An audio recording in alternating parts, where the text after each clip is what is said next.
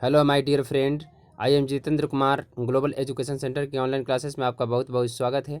आज हम लोग बात करेंगे मैथ पेडागोगी के 50 इंपॉर्टेंट क्वेश्चंस। इससे पहले हम लोगों ने 150 से 200 क्वेश्चंस लगभग कर चुके हैं, तो उसे भी आप जाकर देख सकते हैं प्लेलिस्ट में। और इसके बाद इससे इससे पहले बहुत सारे थ्योरी कराया गया है, तो उस थ्योरी पार्ट को भी देखें। और उसके बाद अगर इस वीडियो को आप देखते हैं तो आपको अच्छे तरीके से समझ में आएगा। और इस वीडियो को लास्ट तक देखें। यदि मेरे चैनल पे न्यू है तो इस वीडियो को यूट्यूब में जो है सब्सक्राइब कर ले और बेल आइकन को दबा ले, जिससे आपको टाइम टू टाइम नोटिफिकेशन जाते रहेगा। चलिए क्वेश्चन देखते हैं। 151 से 200 क्वेश्चन आज देखेंगे। तो इसमें पहला क्वेश्चन है, उपचारात्मक शिक्षण का आवश्यक है मंद बुद्धि बच्चों के लिए, पिछड़े बच्चों के लिए, प्रतिभाशाली बच्चों के लिए। तो इसमें उपचारात्मक जो है सभी बच्चों को दिया जाता है, तो आपका 151 का 4 हो जाएगा। 152 में अधिगम संबंधी कठिनाइयों और कमियों को स्वरूप का निर्धारण करना कहलाता है। अधिगम संबंधी कठिनाई और कमियों को दूर करना, स्वरूप का निर्धारण करना, या उसको जो है उसको पता लगाना, निर्धारण करना, स्वरूप को निर्धारण करना। इसके मतलब है कि आपका यहाँ पे निदान होगा, यानी कि जब चीज़ों को, कठिनाई को पता लगाया जाता है तो उसको हम निदान कहते हैं। इसके बाद अगला क्वेश्चन है, निदानात्मक परीक्षण का उद्देश्य अध्ययन अध्यापन प्रक्रिया में सुधार लाना। तो इसके बाद पिछले बच्चों की पहचान करना, छात्रों की कमियों के आधार पर उनके शैक्षणिक निर्देश देना, उपरोक्त सभी। तो यहाँ भी आपका सभी आ जाएगा। 153 का 4। अगला क्वेश्चन देखते हैं। 154 का निदानात्मक परीक्षण का महत्व है निर्देश देना, शिक्षण में, उपचारात्मक शिक्षण की व्यवस्था करने में। यहाँ भी सभी काम होते हैं। निर्देश देने में भी होता है, शिक्षण में भी होता है। इसके बाद उपचारात्मक शिक्षण की व्यवस्था करना, जब उसको कमजोरी को पता लगा लेते हैं, ये सभी प्रक्रिया उसके बाद होता है। चलिए अगला देखते हैं। कक्षा में छात्रों को गणित विषय के प्रति प्रेरित करने के लिए निम्नलिखित बात पर ध्यान रखना चाहिए। क्या ध्यान रखना चाहिए? छात्रों, देखिए, कक्षा में छात्रों को गणित विषय के प्रति प्रेरित करने के लिए निम्नलिखित बात का ध्यान रखना चाहिए। उसको प्रेरित कैसे किया जाए, उस किस बात को ध्यान रखा जाए प्रेरित करते समय? छात्रों से कठिन अभ्यास करवाना। देखिए, जब कठिन ऐसे कुछ वर्ड आए तो ये ऐसे ही कट जाएगा। सभी छात्रों को समान रूप से शिक्षा देना और छात्रों को आत्मविश्वास की भावना विकसित करना। देखिए, ये दोनों ऑप्शन होने वाला है। अगला देखिए, छात्रों में हल की समस्या को अधिक से अधिक कम में निकालना। ये तो बिल्कुल गलत है। छात्रों को समान रूप से शिक्षा देना। देखिए, यहाँ प्रेरित करने की बात है, तो यहाँ पे सबसे जो उपयुक्त आंसर होगा, आत्मविश्वास का, भावना का विकास करना। तो आपका 3 नंबर आंसर होगा 155 का। चलिए 156 देखते हैं।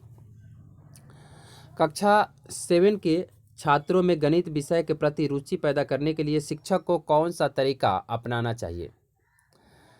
कौन सा रुचि पैदा करना है तो कौन सी तरीका अपनाना चाहिए? मुझे ध्यान देखना है, गणित विषय को प्रति रुचि पैदा करना है, करने के लिए कौन सा तरीका अपनाना चाहिए? कमजोर छात्रों के लिए अतिरिक्त कक्षाओं की व्यवस्था करना। ये तो कभी भी नहीं। अतिरिक्त क्लास जैसे लगाएंगे बच्चा और नहीं आएगा और रुचि नहीं लेगा। गणित विषय को 2 क्लास, ये कभी भी नहीं होगा। ये दोनों तो ऐसे ही कट गया। छात्रों को आकर्षक पुस्तकें उपलब्ध कराना, ऐसे ही कट रहा है ये भी। गणित पहेलियों तथा मनोरंजक क्रियाओं के माध्यम से शिक्षण प्रदान कराना। देखिए कितना मजबूत आंसर है, ऐसे ही पता चल रहा है कि ये आंसर हो जाएगा। 157, गणित शिक्षण की आगमन की शिक्षण सूत्र पर प्रयोग नहीं किया जाता है। आगमन विधि में आपको बताया गया था, आगमन विधि में क्या प्रयोग किया जाता है। आगमन विधि में विशिष्ट से समान की ओर होता है, स्थूल से सूक्ष्म की ओर होता है, चाहे उदाहरण से नियम की ओर होता है, ज्ञात से अज्ञात की ओर होता है। ये तीनों आंसर यहाँ सही होगा आगमन के लिए। तो इसमें पूछ रहा है कौन सी नहीं होगा, तो आपका होगा आंसर 4 नंबर। तो यहाँ पे आंसर ये तीनों कट जाएगा, ये होगा, लेकिन ये जो है आपका आंसर नहीं किया जाता है, इसलिए आपका 4 आंसर हो जाएगा। चलिए नेक्स्ट देखते हैं। इसमें अगर आप सोपान देखें, सूत्र देखें, तो पहले हम क्या करते हैं, उदाहरण को जो है उदाहरण दिया जाता है इसमें। इसके बाद जो है उदाहरण के बाद जो है निरीक्षण किया जाता है, इसको ऑब्जर्व किया जाता है। ऑब्जर्वेशन के बाद जो है सामान्यीकरण करते हैं, जनरलाइज करते हैं, इसके बाद टेस्टिंग करते हैं। इसका 4 सोपान है, आप ये भी याद रखें, ये भी पूछता है। इसके बाद मापन का सर्वाधिक विश्वसनीय स्केल है, कौन सा विश्वसनीय स्केल है? सबसे सर्वाधिक अच्छा स्केल कौन सा है? देखिए, 4 तरीके के स्केल होते हैं। पहला है शाब्दिक स्केल, ये सबसे कमज़ोर है, लोएस्ट है, ये लोएस्ट स्केल आपको है। ये लोएस्ट इसलिए भी है क्योंकि ये सिर्फ शब्द की भावना से, जैसे ये छोटा है, ये बड़ा है, वो इतना बड़ा है, सिर्फ जो है शाब्दिक तौर पे ही कह दिया जाए तो शाब्दिक ये वाला जो है सबसे कमज़ोर है। और सबसे मजबूत जो है आपका रेशियो वाला है, जो अनुपात में तुलना करता है। जैसे कोई बड़ा वस्तु है, मुझे माप करना है, तो हम ऐसे मेजर कर लेंगे कि 1 सेंटीमीटर बराबर जो है 1 किलोमीटर होता है, ऐसे कुछ कर लेंगे। चाहे 1 मीटर बराबर 1 माइल होता है, चाहे 1 बराबर कर लेंगे। तो ये रेशियो में करते हैं, तो रेशियो वाला अनुपात सबसे अच्छा होता है। इसके बाद क्रमिक अनुपात है, और इसके बाद इंटरवल है। देखिए अंतराल, जैसे हम टेम्परेचर को मापते हैं तो आप देखेंगे वहाँ पे कि सब इंटरवल में रहता है।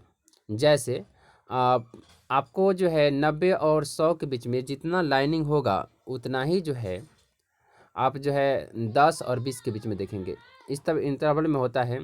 इसके बाद जो है एक होता है क्रमिक, जो क्रम का डिसाइड करता है। जैसे ये फर्स्ट स्थान है, सेकेंड है, थर्ड है, फोर्थ है, इस तरीके से क्रमिक होता है। तो आपका जो है सबसे अच्छा जो होता है 1 नंबर पे ये होता है, दूसरा नंबर पे आपका जो है दूसरा ये होता है, तीसरे नंबर पे ये होता है, और चौथे नंबर पे ये होता है। चलिए नेक्स्ट, इसमें आपका जो हो जाएगा 1 नंबर आंसर हो जाएगा यहाँ पे, तो आप 1 नंबर दे सकते हैं। चलिए नेक्स्ट, मूल्यांकन का निकटतम संबंध होता है किससे? मूल्यांकन क्यों करते हैं? मूल्यांकन हम इसलिए करते हैं बच्चों को कि हर तरीके से उसको पता, जितना आपका सिलेबस पढ़ाया है या 1 साल की सिलेबस या कोई भी जो मूल्यांकन करते हैं वो पूरे मुझे अच्छे तरीके से, जिस लिए हम मूल्यांकन करना चाहते हैं, जो बच्चों को हम जांचना चाहते हैं। जैसे आपको फर्स्ट स्थान जो लाने वाला है वही बच्चा फर्स्ट लाए, जो सेकंड लाने वाला वही सेकंड लाए, इस तरीके से मूल्यांकन, उस तरीके से आपको क्वेश्चन सेट करना पड़ता है कि अच्छे तरीके से बच्चों का मूल्यांकन हो जाए। तो ये किसका कहते हैं? विषय वस्तु का करते हैं, मूल्यांकन प्रविधि का करते हैं, उद्देश्यों के करते हैं, सीखने की क्रियाओं से करते हैं। देखिए हम इसमें उद्देश्य का करते हैं, उसका मेरा उद्देश्य क्या है मूल्यांकन करने का वो मुझे पता चल जाए, इसलिए हम मूल्यांकन करते हैं। मेरा जो उद्देश्य होता है इसलिए हम उसको मूल्यांकन करते हैं, कोई उद्देश्य पे पहुंचने के लिए। चलिए अगला चलते हैं। पहला है, खोज विधि का प्रतिपादन किसने किया है? मैंने ये ट्रिक के माध्यम से आपको बताया गया था कि खोज कौन कर सकता है? जिसका आर्म स्ट्रॉन्ग होगा। आर्म स्ट्रॉन्ग यानी कि प्रोफेसर आर्म स्ट्रॉन्ग ने किया है। नेक्स्ट, यदि एक परीक्षण उस उद्देश्य का मापन करे जिसका पूर्ति हेतु उसकी रचना की गई है हो तो उसमें निहित है। ये कोटेशन आपको वैधता का है। आप जब वैध पढ़ेंगे, वैधता, तो यहाँ पे ये आपको कोटेशन से डायरेक्ट आपको वैधता का मिलेगा। वैध का मतलब है वैलिड, यानी कि जैसे मान लीजिए कि हम मैथ का क्वेश्चन पेपर सेट कर रहे हैं और उसमें 1-2 हिंदी के आ जाए तो वो वैलिड नहीं है। आप बहुत सारे जो है क्वेश्चन पेपर ऐसा बन जाता है जो गलत बन जाता है। बहुत सारा सुप्रीम कोर्ट में भी और हाई कोर्ट में केस चलते रहता है कि नहीं ये सिलेबस से बाहर की था, तो वहाँ पे जब वैध नहीं रहता है तभी होता है। तो यदि एक परीक्षण का उद्देश्य के मापन करे जिसका पूर्ति हेतु उसका रचना की गई हो उसमें तो निहित है रचना, उसी के लिए तो ये यानी कि मैथ का मुझे टेस्ट करना है तो सिर्फ मैथ का ही रहना चाहिए क्वेश्चन, उसको हम वैधता बोलते हैं। चलिए नेक्स्ट देखते हैं 162 में, निम्न में से कौन सी विधि विश्लेषण विधि के ठीक विपरीत है? विश्लेषण का उल्टा संश्लेषण होता है। विश्लेषण में जो है सभी पार्ट को जो है अलग अलग करके विस्तृत से हम जो है सीखते हैं, और संश्लेषण में सभी अलग अलग पार्ट को एकत्रित करते हैं, वो वाला सीखते हैं। तो यहाँ पे उल्टा होगा संश्लेषण। चलिए नेक्स्ट देखते हैं। उदाहरण, निरीक्षण, नियमीकरण तथा परीक्षण किस विधि के पद है? उदाहरण करना, निरीक्षण करना, जनरलाइज करना, उसके बाद परीक्षण करना, ये किस विधि का जो है तो इसमें आप देखेंगे ये आपका आगमन विधि का अभी पढ़ाया आपको। चलिए नेक्स्ट देखते हैं।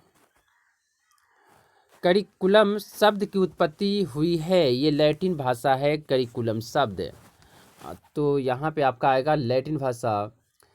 आपका जो ये करिकुलम है, जो क्यूरिया शब्द से हुआ है, जिसका शाब्दिक अर्थ होता है मैदान, दौड़ के मैदान। दौड़ के मैदान के मतलब ऐसा करिकुलम जिसमें आपको ऐसे दौड़ लगाना है जो अपने लक्ष्य को प्राप्ति कर ले, अपने जीवन में कुछ ऐसा कर ले इस करिकुलम को पढ़कर जो जीवन में हमेशा पिछड़ा न रह जाए। इस तरीके से दौड़ लगाना है, इसका अर्थ होता है दौड़ लगाना। चलिए, दौड़ का मैदान होता है, सॉरी। इसमें जो है निगमन विधि के 4 पदों में से 3 सिद्धांतों का ज्ञान, तीन सिद्धांतों का तीन है दिया हुआ है। सिद्धांतों का ज्ञान, सिद्धांतों का प्रयोग, आंकड़ों का आधार पर परीक्षण। चौथा है क्या है, तो चौथा है सिद्धांतों का सत्यापन करना। उसके बाद परीक्षण के बाद में आप क्या करते हैं, सत्यापन करना। तो ये आपका ये हो जाएगा आंसर।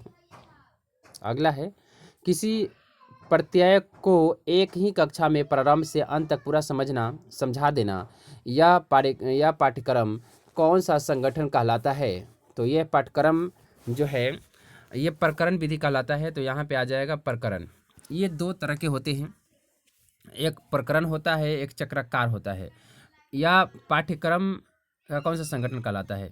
देखिए, ये पाठ्यक्रम का संगठन जो है 2 भागों में बांटा गया है, एक तो चक्राकार है, एक प्रकरण है। प्रकरण का अर्थ है कि उसी क्लास में टॉपिक चालू किया जाए और उसी क्लास में ख़त्म कर दिया जाए, उससे पिछला चैप्टर और अगला चैप्टर से कोई मतलब नहीं है।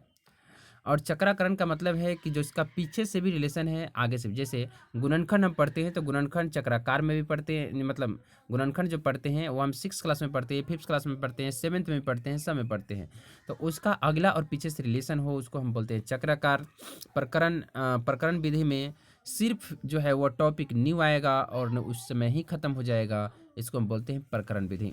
चलिए नेक्स्ट देखते हैं। आगमन विधि का एक प्रमुख दोष है। क्या है आगमन विधि का प्रमुख दोष। आगमन विधि बहुत अच्छे तरीके से पढ़ाया गया है। ज्ञान अस्थायी होता है। आगमन विधि का यही दोष है।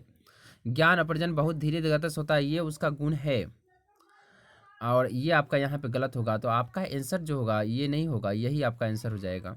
एक वह विषय नीरस है, नहीं यह नीरस नहीं है। आत्मनिर्भरता की कमी होता है, ये भी नहीं होता है।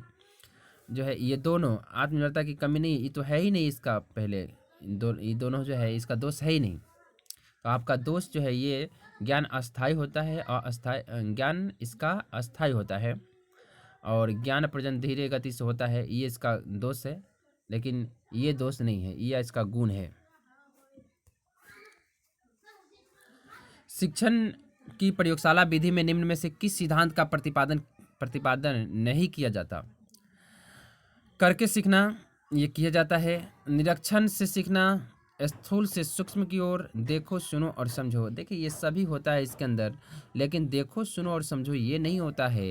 ये कौन सी विधि का है, तो ये आपका जो है प्रदर्शन विधि का है। देखो सुनो और समझो ये प्रदर्शन विधि का है। तो आप प्रदर्शन विधि में इसको पढ़ाया गया था। देखिए प्रदर्शन विधि में होता है देखो सुनो और समझो, जबकि प्रयोगशाला विधि में होता है करके सीखना, यानी कि लर्निंग बाय डूइंग। जबकि प्रोजेक्ट विधि में होता है करके सीखने एवं जीवन से सीखना, यानी कि learning by doing and learning by living. ये होता है प्रोजेक्ट विधि में। तो ये सभी आप ध्यान रखेंगे। चलिए अगला देखते हैं। गणित की प्राकृतिक है, ये आपको बताया गया है, ये रिपीट हो गया क्वेश्चन, ये तार्किक होगा। अगला देखिए 170 में किसी गणितज्ञ के कार्यों को प्रशंसा करना किस मूल्यांकन से संबंधित है। प्रशंसा करना है, प्रशंसा से क्या मिलती है, प्रशंसा से आनंद आती है, आनंद से उसका शौर्यात्मक जो है मूल्य बढ़ेगा। तो आपका 170 का 3 आ जाएगा। अंक गणित शिक्षण का महत्व है किस में, व्यवहारिक उपयोगिता के लिए, घरेलू कार्यों के लिए, व्यवसाय तथा मजदूर के लिए उपयुक्त सभी। यहाँ पे आपका सभी आ जाएगा। अंक गणित सभी जगह यूज होता है, अंकों का खेल। 172 में है गणित शिक्षण के लिए पाठ्य योजना का निर्माण आवश्यक है क्योंकि इससे जो है शिक्षण को पाठ याद होता है। ये तो गलत है। गणित शिक्षण के पाठ योजना इसलिए नहीं करते कि शिक्षक को पाठ याद हो जाए, ये ऐसे ही गलत हो गया। विषय वस्तु का विकास सुव्यवस्थित ढंग से किया जाता है, छात्रों की कमजोरियों को पता लगता है, विषय वस्तु से पाठ्य योजना से तो पता नहीं लगता। ये ऐसे ही गलत हो गया। विषय का गहन अध्ययन कराया जा सके। देखिए ये आंसर सही हो सकता है, ये भी है। विषय वस्तु के विकास को सुव्यवस्थित ढंग से किया जाए।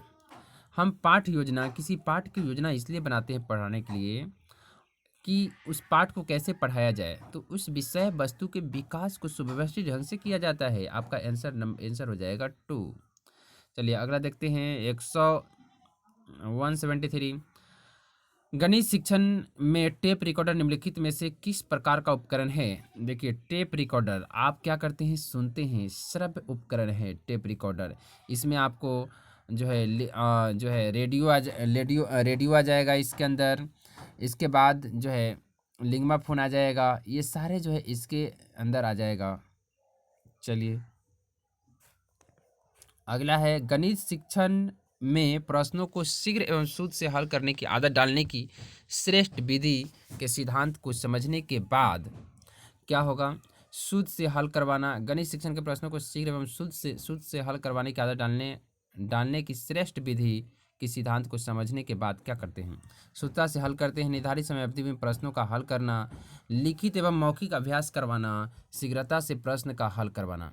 देखिए शीघ्र और शुद्ध हल की आदत डालने का श्रेष्ठ विधि कौन सी है? श्रेष्ठ विधि का सिद्धांत देखिए इसमें लिखित और मौखिक दोनों जब करवाएंगे, मौखिक करवाएंगे तो वो फास्ट हो जाएगा, लिखित कराएंगे तो वो एक्यूरेट होगा। तो ये सबसे श्रेष्ठ विधि है तीसरा।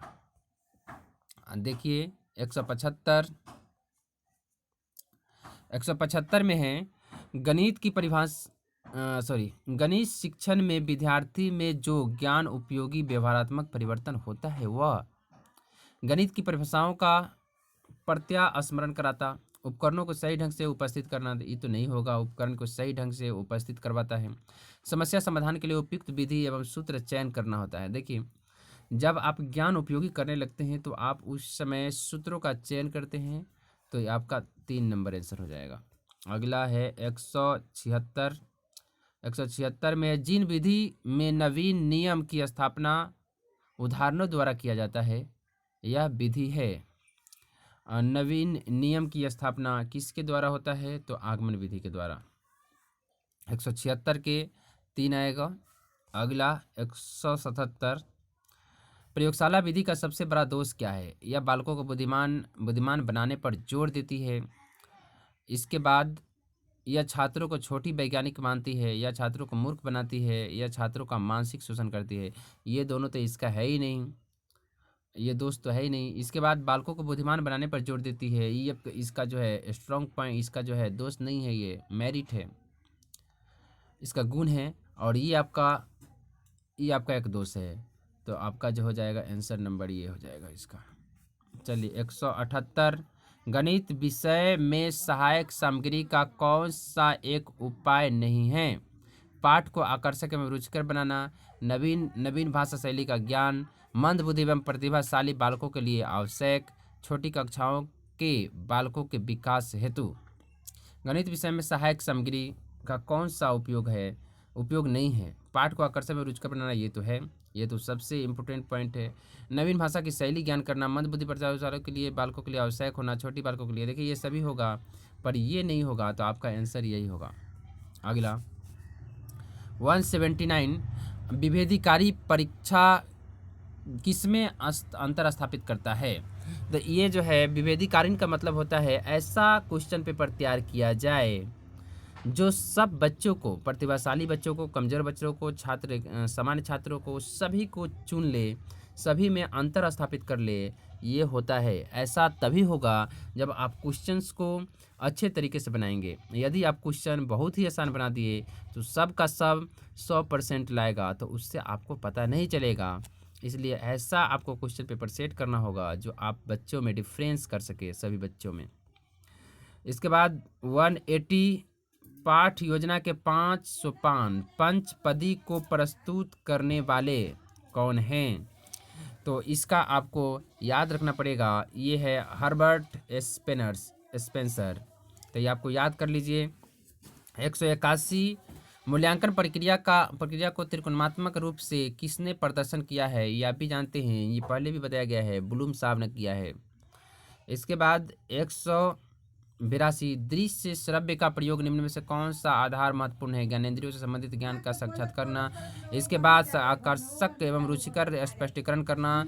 कम समय में ज़्यादा ज्ञान, अध्यापक को ज्ञान स्पष्ट करने के समय सहायक।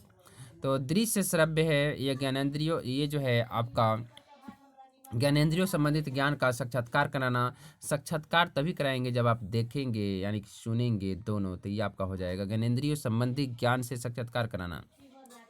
इसके बाद अगला देखिए 183, कौन सा मूल्यांकन अच्छा कहलाता है? जिसमें प्रश्न अधिक हो, जिसमें वस्तुनिष्ठ हो, जिसमें प्रश्न सत्य असत्य के रूप में हो, जिसमें प्रश्न लघुरात्मक हो। देखिए आप वस्तुनिष्ठ से सिर्फ नहीं पता कर सकते। जैसे मान लीजिए कि अगर आपको बोलता है कि कोरोना वायरस से गरीब तबके के लोगों पर क्या प्रभाव पड़ा है, तो आप सिर्फ वस्तुनिष्ठ में हाँ या ना में जवाब नहीं दे सकते। आप 2-4 लिखेंगे, 2-4 लाइन, तभी आपको पूरी अच्छी तरीके से पता चलेगा। तो आपका ये सब नहीं होगा, आपका होगा इसमें लघु उत्तरीय प्रश्न पूछना जरूरी है। चलिए अगला देखिए 184 में बालक सोचने विचारने के बाद सही निर्णय ले सकता है या किस प्रकार के उद्देश्य की प्राप्ति करता है। ये इसके बाद वो उसको जब निर्णय लेने लगता है सोच विचार कर, तो उसके आदत आ जाती है, आदत स्थापित होती है। इसका मतलब है वो अभिवृत्ति होती है, ये आदत हो जाती है। अभिवृत्ति का मतलब है वो रिपीट करता है, वो चीज़ों को सोच समझ सकता है, तब उसका अभिवृत्ति गुण आ जाता है। परियोजना विधि का जन्मदाता कौन है? तो ये आपको बताया गया है, किलपैट्रिक है, जॉन डीवी का शिष्य है। जो जॉन डीवी ने परियोजनवाद एक बुक लिखा था, उससे प्रभावित होकर किलपैट्रिक ने परियोजना विधि का इसका है किलपैट्रिक का। अगला है सामान्य से विशिष्ट की ओर सिद्धांत लागू होता है। सामान्य से विशिष्ट, विशिष्ट से समान आगमन है, जबकि यहाँ निगमन होगा, तो यहाँ आपका निगमन आ जाएगा। अगला 187 में है विद्यार्थी का आयत और वर्ग का ज्ञान कब होगा? जब दोनों के परिभाषित का सार बताएगा, दोनों समानताएं या समानताएं बता दे, दोनों की परिभाषा और चित्र बनाकर दिखा दे, दोनों में देखते ही पहचान कर सकते हैं। देखिए समानता और असमानता ये बता दे, तो आपका यहाँ से हो सकता है ये वाला जो है अबोध भी कहलाता है। तो 187 के जो आपका आएगा आंसर 2 नंबर आंसर आ जाएगा। अगला देखिए 188 में संगीत मानव की अचेतन मन का अंक गणित की संख्याओं से संबंधित एक आधुनिक गुप्त व्यायाम है। यह कथन किसका है? तो यह कथन है आपका लेबनिज का, तो ये आप याद रखिए। इसके बाद अगला है प्रेरणा का ज्ञान का सजीव स्रोत क्या है? प्रेरणा का ज्ञान सजीव स्रोत क्या है? तो ये आपका जो है शिक्षक से है। प्रेरणा या ज्ञान का सजीव स्रोत कहाँ से मिलता है? तो ये आपका शिक्षक से मिलता है। क्या लेखक से मिलता है, विद्यार्थी से मिलता है, पाठ्यपुस्तक से मिलता है? नहीं, शिक्षक से मिलता है। जब किसी प्रश्न का उत्तर प्रत्येक छात्र द्वारा सही दे दिया जाता है, तो वह प्रश्न क्या कहलाता है? जब किसी प्रश्न का उत्तर प्रत्येक छात्र द्वारा, देखिए यहाँ है, प्रत्येक छात्र द्वारा सही दिया जाता है, ऐसा सवाल मान लीजिए पूछ लिया जाए जो सभी, जब किसी प्रश्न का उत्तर प्रत्येक छात्र द्वारा सही दिया जाए, तो वह प्रश्न क्या कहलाता है? 190 का ये जो है आपका विभेदीकारी नहीं है, यानी कि वस्तुनिष्ठ तो होगा, वैध भी होगा। विभेदीकरण इसलिए नहीं है क्योंकि विभेदीकरण का अर्थ ही है कि अलग अलग बच्चे को छांटा जाए, यानी कि प्रतिभाशाली बच्चों को भी और कमज़ोर बच्चे को, तबके को, सबको डिफरेंस कर दे, वो विभेदीकरण होता है, विभेदीकारी होता है। यहाँ पे सभी बच्चा जब एक ही मार्क्स लाता है, एक तरीके से सब बच्चा सोल्व कर देता है, तो वह क्या मतलब है? इसका मतलब है इसका ये विभेदीकारी नहीं है। चलिए विभेदीकारी का मतलब वही होता है कि आप जो है ऐसा प्रश्न का सेट करें कि सब बच्चा, आपको अलग अलग बच्चे को पता चल जाए कि कौन बच्चा कैसा है। 91 में 191 में गणित में निम्न में से कौन सा चरण समस्या समाधान विधि का नहीं है? शारीरिक बनावट में अधिक महत्व देना, यही तो नहीं है, ऐसे ही पता चल गया। अगला देखिए परीक्षा में विद्यार्थी द्वारा दिए गए उत्तरों का विभिन्न जांचकर्ताओं के द्वारा जांचने पर प्रत्येक में प्राप्तांक में कोई अंतर नहीं आया, ऐसे परीक्षा क्या कहलाता है? देखिए यहाँ पे जो है परीक्षा में विद्यार्थियों द्वारा दिए गए उत्तर, बहुत सारा विद्यार्थी है, सभी विद्यार्थियों को विभिन्न जांचकर्ता, मान लीजिए क्लासरूम है, उसमें बहुत सारा विद्यार्थी है, अलग अलग जांचकर्ता आता है और उसमें जांचता है, तो प्राप्तांकों में अंतर नहीं आता, यानी कि सब बच्चा के जितना नंबर आया तो अलग अलग है, लेकिन सब बच्चा का जितना नंबर आया है उतना ही आता है। इसका मतलब है कि वह कैसा है, वह विश्वसनीय है, उस पर विश्वास किया जा सकता है, बच्चा अच्छे से पढ़ाई किया है। अगला है, मूल्यांकन विधि का चुनाव करते समय अध्यापक को निम्नलिखित बात का विशेष ध्यान रखना चाहिए। क्या? छात्रों को रुचि का नहीं, गृह कार्य का नहीं, छात्रों का आत्मविश्वास भावना पैदा करने का, कभी भी नहीं कि उसको ज़्यादा से ज़्यादा नंबर दे दिया जाए, ज़्यादा उत्साहित हो जाएंगे बच्चे, क्षणिक खुशी होगा, उसके बाद वह गाली ही देगा। ऐसे भी कह सकता है, मान लीजिए 50 नंबर का क्वेश्चन पूछा है, उसने 10 नंबर का छोड़ दिया है और टीचर 45 दे दिया, वो जाकर कहेगा कि मैंने 10 नंबर का किया ही नहीं था, 45 नंबर टीचर ने दे दिया। वो टीचर का और जाकर वो शिकायत करेगा। इसका मतलब है वह विधि अथवा साधन वैध होना चाहिए, जो भी तरीका है वो अपनाना चाहिए, अपना जो उसके लिए बना है, जिस तरीके से जांचने की विधि। चलिए 194, विद्यार्थी को गणित सीखने संबंधी कठिनाई को कम करने के लिए उचित होगा। क्या उचित होगा? गणित से संबंधी कठिनाई को कम करने के लिए अधिक गृह कार्य देना चाहिए, प्रोत्साहक यानी कि शारीरिक दर्द देना चाहिए, कारणों को जानकर दूरी। ये तो ऐसे ही पता चल गया कि यही होगा। अगला है 195, गणित में निम्न प्राकृतिक नहीं है। देखिए गणित जो है संक्षिप्त होता है, सरल होता है, मौलिक होता है, अपनी भाषा है, ये विस्तृत नहीं होता, ये संक्षिप्त होता है। संक्षिप्त इसलिए होता है, सूत्र, संकेत, नियम, ये सभी जो है मिलकर एक भाषा का निर्माण करता है जो संक्षिप्त रूप है। जैसे आप बोलते हैं जो है राम ने 10 रुपया लिया, उसके बाद 5 रुपया लिया, तो आप जो है उसको ऐड करने के लिए बोलते हैं, तो आप वहाँ पे सिर्फ ऐसे यूज़ कर सकते हैं 10 + 5 15, तो ये आप कर सकते हैं, यहाँ पे सबसे आसान है। चलिए अगला, प्राप्त उद्देश्य कौन सा क्षेत्र होता है? प्राप्त उद्देश्य एक सीमित क्षेत्र है। प्राप्त उद्देश्य कक्ष में ही जो पढ़ाकर प्राप्त किया जाता है उसी को बोलते हैं प्राप्त उद्देश्य या शैक्षणिक उद्देश्य। अगला है, अबेकस का प्रयोग छोटी कक्षाओं में किस शिक्षण प्रभावी के लिए किया जाता है? देखिए गिनती सीखने के लिए अबेकस का प्रयोग किया जाता है। जैसे आप ऐसा बना रहता है, इसमें छोटे छोटे गुड़िया रहता है, इस तरीके से इसमें इकाई जैसे ये इकाई वाला पार्ट है, ये दहाई वाला पार्ट है, तो ये 2 दहाई है 20 हो गया, ये 3 इकाई है 3 हो गया, तो ये आपका 23 हो गया। इस तरीके से आपका इसमें दिया रहता है। अगला 198, गणित अध्ययन से बालक में तर्कपूर्ण, निश्चित एवं क्रमबद्ध सोचने की शक्ति विकसित होता है। उक्त तथ्य गणित शिक्षण के जिस सामान्य विधि से पूर्ति करता है वह क्या करता है? देखिए व्यवहारिक उपयोगिता या सांस्कृतिक या खेल मनोरंजन या अनुशासन। देखिए वह तर्कपूर्ण, एक निश्चित, एक क्रमबद्धता है, तो क्रमबद्ध में क्या आता है, वही सब जब सीखेगा तो बच्चा एक अनुशासन हो जाएगा, अनुशासन जो उसके अंदर अनुशासन एक आ जाएगा। इसके बाद आकृति का निर्माण, मापन इत्यादि गणित के किस शाखा में सीखा जाता है? तो ये आप भी जानते हैं, मापन जिसे मापन संबंधी है, किसी आकृति का निर्माण करना है, वह आपको रेखा गणित में सीखा जाता है। इसके बाद हम देखेंगे लास्ट क्वेश्चंस, विद्यार्थी गणित में त्रुटि पता लगाकर उसे स्वयं ठीक कर लेता है, या विशिष्ट किस प्राप्त उद्देश्य की प्राप्ति बताया जाता है? ये अवबोधन का है। अवबोधन का मतलब ही होता है वो इस तरीके से ज्ञान प्राप्त कर ले कि हर चीज़ में डिफरेंस पता कर ले, तो ये आपका अवबोधन का है। चलिए ये जो है आपका लास्ट क्वेश्चन था। आपका लास्ट तक देखने के लिए थैंक यू सो मच। इस चैनल को लाइक, सब्सक्राइब और शेयर कर दें अपने दोस्तों को, और आप न्यू हैं तो आप बेल आइकन को भी दबा लें, जिससे आपको नोटिफिकेशन टाइम टू टाइम मिलते रहेगा। थैंक यू सो मच ये वीडियो लास्ट तक देखने के लिए।